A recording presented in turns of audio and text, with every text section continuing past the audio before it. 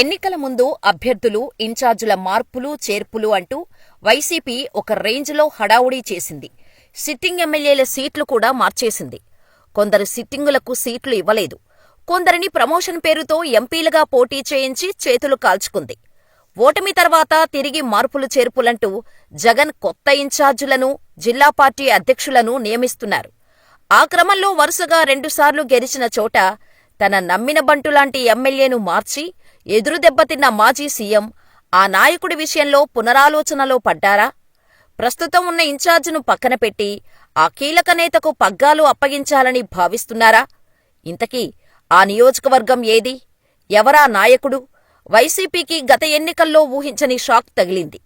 151 స్థానాలతో అధికారంలోకి వచ్చి వైనాట్ 175 అని చెలరేగిపోయిన ఆ పార్టీ నేతలకు ఓటర్లు పెద్ద స్ట్రోక్ ఇచ్చారు.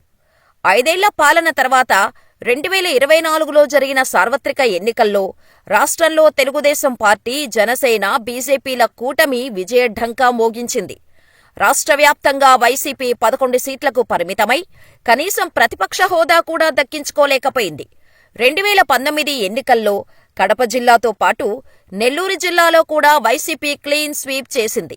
ఇలాంటి నెల్లూరు జిల్లాలో కూడా తెలుగుదేశం పార్టీ వైసీపీని అడ్రస్ లేకుండా చేసింది. ఆ క్రమంలో వైసీపీ మళ్లీ నియోజకవర్గాలకు కొత్త ఇన్ఛార్జీలను నియమిస్తూ ప్రతిపక్ష హోదాలో పోరాటానికి సిద్ధమవుతోంది.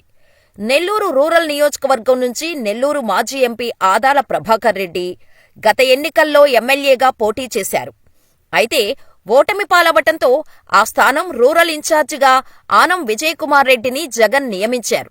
అయితే ఆనం విజయకుమార్ రెడ్డి వైసీపీలో క్రియాశీలకంగా లేరన్న విమర్శలు ఉన్నాయి. దాంతో వైసీపీ అధ్యక్షుడు ఆయనను మార్చే ఆలోచనలో పడి ప్రత్యామ్నాయ నేత కోసం అన్వేషిస్తున్నారట.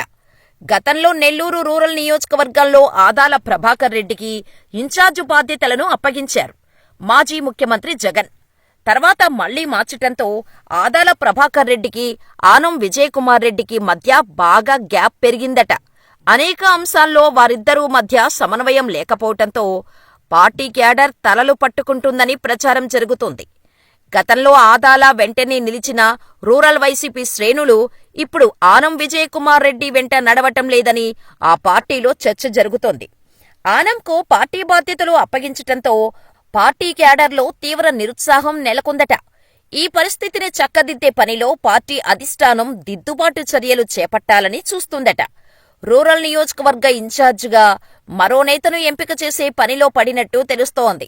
పార్టీ శ్రేణులు కూడా బలమైన నాయకుణ్ణి ఇన్ఛార్జిగా కోరుకుంటున్నారట.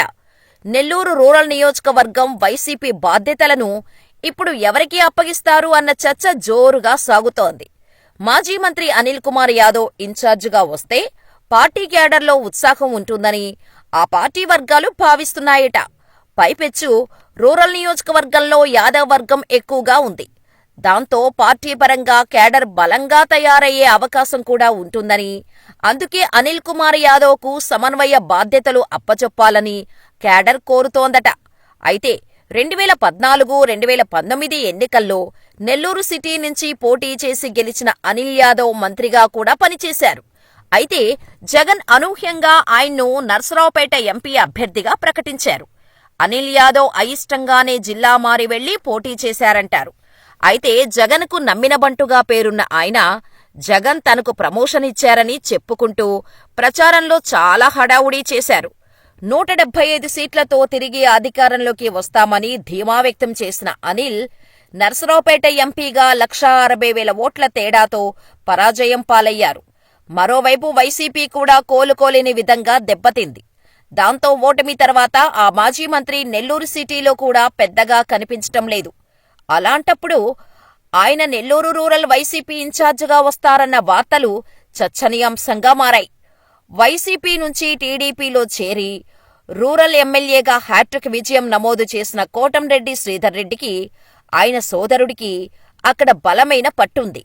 మరి కోటంరెడ్డి బ్రదర్స్ సెగ్మెంటు మారి వచ్చే అనిల్ యాదవ్ ఎంతవరకు తట్టుకుంటారన్నది సింహపురి పొలిటికల్ సర్కిల్స్లో హాట్ టాపిక్గా మారింది.